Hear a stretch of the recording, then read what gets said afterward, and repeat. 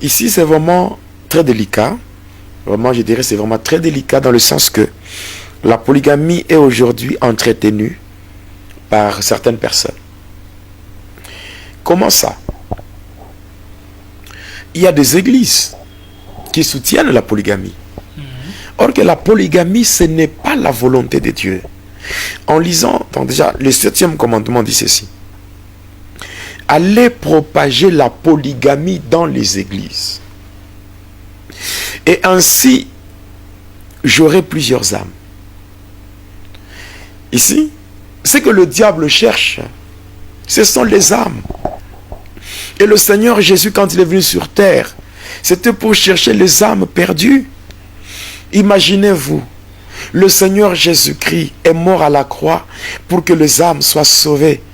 Mais cependant, aujourd'hui, il y a des gens qui font des choses pour que les âmes soient contrôlées par Satan. Parce qu'il dit, allez propager la polygamie dans les églises. Et ainsi, j'aurai plusieurs âmes. Pourquoi? Parce que la polygamie n'est pas et ne sera jamais la volonté de Dieu. Il y a des gens qui peuvent avancer des versets comme pour dire Moïse avait combien de femmes, Salomon en avait combien. Et surtout tout en se référant à l'Ancien Testament. Voilà. Mais la Bible dit qu'au commencement, il n'en était pas ainsi. Au commencement, lorsque nous voyons Adam, la Bible dit quoi? Adam et Ève. La Bible dit il n'était pas bon que l'homme soit seul. Et Dieu dit, je lui ferai une aide semblable à lui. Et en lisant Genèse 2, verset 24, la Bible dit quoi? La Bible dit que c'est ainsi que l'homme quittera son père et sa mère et s'attachera à sa femme. Sa femme, c'est au singulier. S'attachera à sa femme et non pas à ses femmes. S'attachera à sa femme et non à ses femmes. Déjà, quand vous avez plus d'une femme, c'est que vous n'êtes plus dans la volonté de Dieu. Vous n'êtes plus dans la volonté de Dieu. Aujourd'hui, dans certaines églises, il y a de deuxième femme, troisième, quatrième, cinquième femme, tout ça. Ou énième femme. Mais ces femmes-là sont dans des églises. Et pourquoi est-ce qu'on ne condamne pas beaucoup ces choses? Tout simplement parce que ces femmes-là soutiennent financièrement certaines églises où ces femmes-là prennent certains pasteurs en charge. Notre Dieu n'est pas le Dieu de la quantité, mais le Dieu de la qualité. On ne peut pas laisser une âme dans la polygamie, sachant très bien que le diable contrôle cette âme-là. Non. Non. Allez propager la polygamie dans les églises et ainsi j'aurai plusieurs âmes. Non seulement ces femmes-là et ces hommes qui sont dans la polygamie, non seulement eux sont contrôlés par Satan, mais aussi les enfants qui naissent de ces mariages polygamiques. C'est clair dans Exode 20, le verset 5. Dieu dit, je suis un Dieu jaloux. Je punis l'iniquité des parents sur les enfants jusqu'à la 3e et à la 4e génération. Il y a des enfants qui naissent sous la malédiction parce qu'ils proviennent des mariages polygamiques. Voilà pourquoi, si toi qui m'écoutes, tu es né d'un mariage polygamique, sache que ce n'est pas de ta faute. Pourquoi? Parce que tu n'as pas demandé à tes parents de te mettre au monde. C'est eux-mêmes dans leur péché. C'est eux-mêmes qui ont eu à faire leur péché. Et tu es né de là. Maintenant, le remède par rapport à ça, c'est quoi? C'est tout simplement demander pardon à Dieu. Demander pardon à Dieu parce que tu es né dans un mariage polygamique. Et après avoir demandé pardon à Dieu, tu dois implorer le sang de Jésus-Christ afin que ce péché-là soit pardonné. Hébreux 9, 22, sans l'effusion du sang, il n'y a pas le pardon de péché. Quand tu demandes, tu plaides le sang de Jésus va te purifier. Et après t'avoir purifié, tout sera normal dans ta vie. Parce que tu n'as pas demandé à tes parents à ce que tu naisses de cette façon-là. C'est eux qui ont péché. Il est dit, nos pères ont péché. Ils ne sont plus. Mais c'est nous qui portons la peine de leurs iniquités. Oui. C'est écrit dans le livre de Lamentation. Lamentation de Jérémie 5:7. Il est dit, nos pères ont péché, ils ne sont plus. Mais c'est nous qui portons la peine de leurs iniquités. Voilà. Voilà pourquoi tu peux demander pardon au Seigneur. Parce que tu t'es retrouvé dans cette situation. Mais cependant, ce n'était pas vraiment de ta faute. Mais après cela, tu plaides le sang de Jésus selon Hébreux 9:22. Et par après, tout reviendra normal. Donc tout deviendra normal. C'est vraiment important de faire cela. Pour que le diable n'ait pas de contrôle sur ta vie. Parce que lui veut il veut avoir plusieurs âmes. Alors, si tu es dans l'ignorance, le diable peut contrôler ta vie passant par tes origines. Alors, pasteur, il y a aussi ceux-là qui se retrouvent en train de nous suivre, qui se retrouvent dans la polygamie. Alors, ils ont déjà de la famille et qu'est-ce qu'ils peuvent faire là? Ceux-là qui se retrouvent déjà dans la polygamie avec des enfants et avec leurs femmes, est-ce qu'ils sont contraints d'abandonner les autres femmes pour rester avec une seule femme, ou qu'est-ce qu'ils peuvent faire s'ils se retrouvent dans ces cas-là présentement? Ok. Le salut a un prix. C'est vrai que le prix de notre salut, c'est Jésus qui l'a payé. Il est dit dans 1 Corinthiens 7, verset 23, la Bible dit ceci, vous avez été rachetés à un grand prix et ne devenez plus esclaves des hommes. C'est ce que la Bible dit. Mais cependant, le Seigneur a donné sa vie pour que nous ayons la vie. Mais la seule chose que le Seigneur nous demande, c'est d'abandonner le péché. Ok, maintenant, mon frère, il est dit ceci. Si ta main droite peut t'empêcher d'entrer au ciel, qu'est-ce qu'il faut faire? Il faut couper. Il faut couper. Mieux vaut entrer avec une seule main, mais on est quand même dedans, on est quand même au ciel, que de rester avec les deux mains et d'aller en enfer. Et aller en enfer. Ce n'est pas facile. Mais avec Dieu, c'est faisable. Parce que, en fait, même quand on est, par exemple, un homme qui a deux femmes. Bon, quand vous aimez deux femmes, est-ce que vous saurez les aimer toutes les deux avec une même intensité d'amour? Quand vous aimez l'une plus que l'autre, vous faites quoi? Vous n'avez pas péché. Vous avez péché. Et quand vous avez péché, vous irez où? En enfer. En enfer. Et la Bible dit que une personne ne peut pas servir deux maîtres à la fois. C'est simple, c'est clair, mon frère. On n'est pas là pour cajoler les gens. Non. Non. Il faut dire la vérité. La vérité. Et c'est sur ce que la Bible dit. Oui. Même si on a déjà une femme avec des enfants. Briser ce mariage-là, c'est bien. Mais continuer avec la prise en charge. Ça, ce n'est pas mauvais.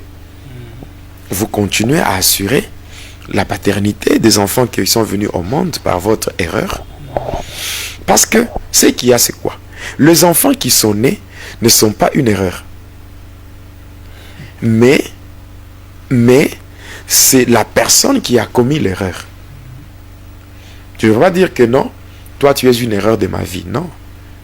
Non. C'est l'homme qui a commis l'erreur, mais l'enfant qui est né n'est pas une erreur. Parce que Dieu a permis que cet enfant naisse. Donc ce n'est pas une erreur. Mais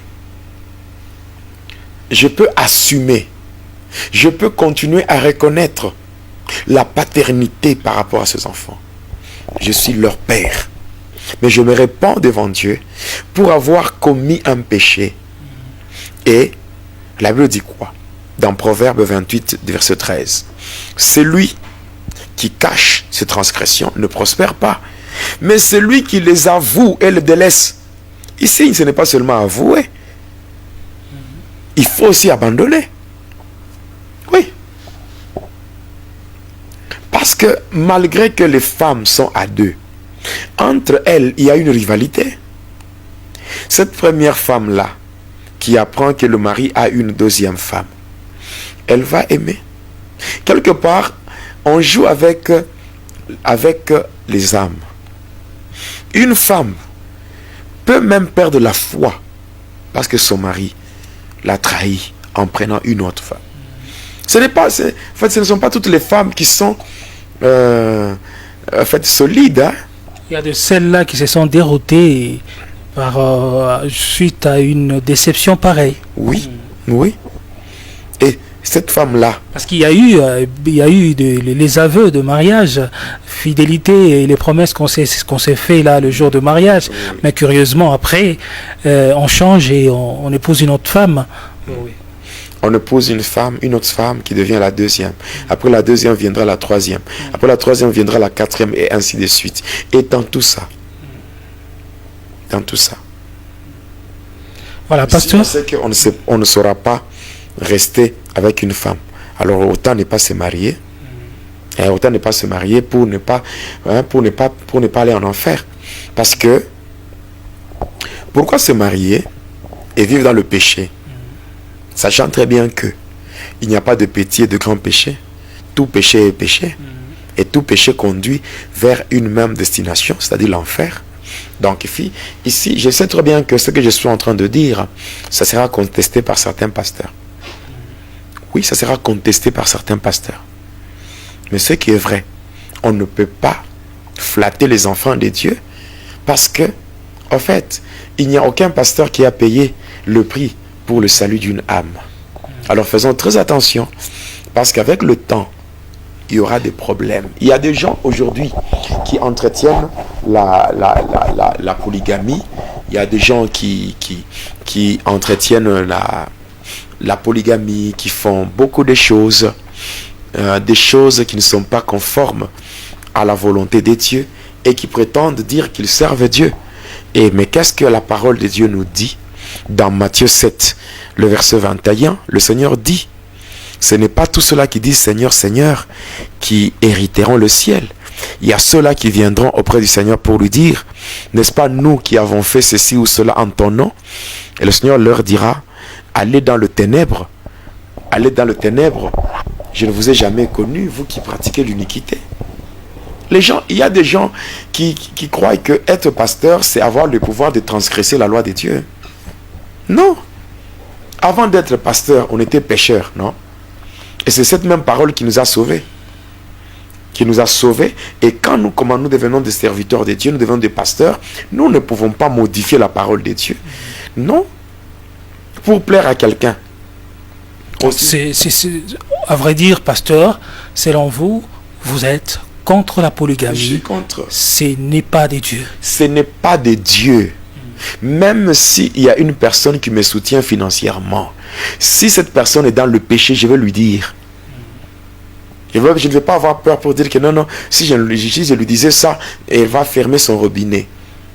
Mais bon, si vous fermez à droite, Dieu va ouvrir à gauche. Si vous fermez à gauche, Dieu va ouvrir il va ouvrir à droite. Si vous fermez en bas, il va ouvrir en haut. Il est Dieu.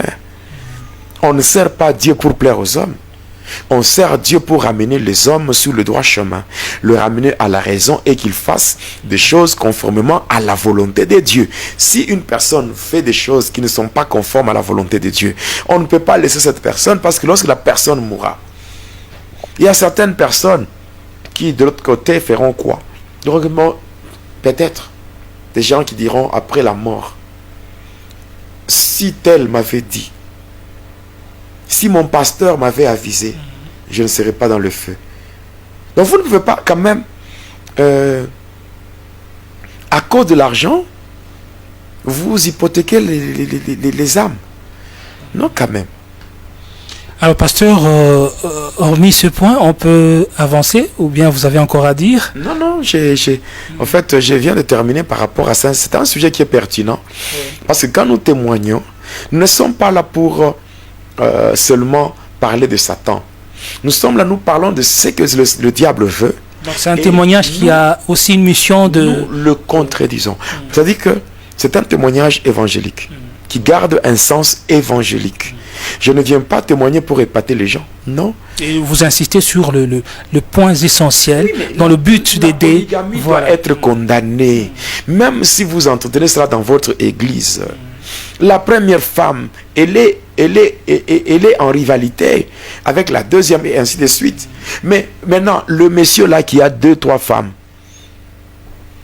bon, lui-même, s'il est chrétien, s'il est chrétien, où est-ce qu'il met les âmes de ces femmes-là? Est-ce qu'il peut voir au-dedans de ces femmes-là et voir comment elles souffrent, comment elles peuvent même rater le ciel à cause des remords? Il y a des femmes qui finissent par toucher aux fétiches, qui vont toucher aux histoires donc, de charme et tout, pour chercher à maîtriser le mari. Oui. Donc, ce sont des choses qui sont diaboliques. Et aussi, la polygamie expose même l'homme lui-même. Oui. Oui. Qu'est-ce qu'il peut trouver d'extraordinaire qu'il n'a jamais vu chez sa propre femme? Donc, c'est n'importe quoi. La source de la polygamie, c'est l'impudicité. Un désordre sexuel, c'est tout. Oui. Il y a des ceux-là qui disent, comme j'avais entendu un pasteur ici à Lubumbashi, en train de dire que au lieu d'avoir des filles à côté et de commencer à sortir, vaut mieux aller déposer la dot, se marier officiellement, même à 5 ou ça dépend du nombre que tu veux. Donc au lieu de faire ce qui est mauvais selon lui, c'est sortir avec des femmes à côté, tout en étant marié. Mais lorsque l'on est marié et que l'on part doté, officiellement, même chez 5 femmes, cela n'est pas un péché. Donc moi, je dis que c'est un péché. Parce que toutes ces femmes, on ne peut pas les aimer avec une même intensité d'amour. Il y aura certainement celle qui sera aimée plus que les autres. Et là, directement, c'est un péché. Et même en termes de besoins, on ne saura pas répondre. On ne saura pas répondre équitablement aux besoins de toutes les femmes. Donc c'est vraiment très délicat. C'est un terrain vraiment très glissant, mais cependant, on ne peut pas encourager le mal. Le mal doit être dénoncé au nom de Jésus-Christ. Et là, c'est clair. Nous pouvons passer à autre chose parce que nous sommes en train de courir derrière le temps. Oui, parce qu'il y a un autre thème qu'on doit amorcer aujourd'hui. Le 8e commandement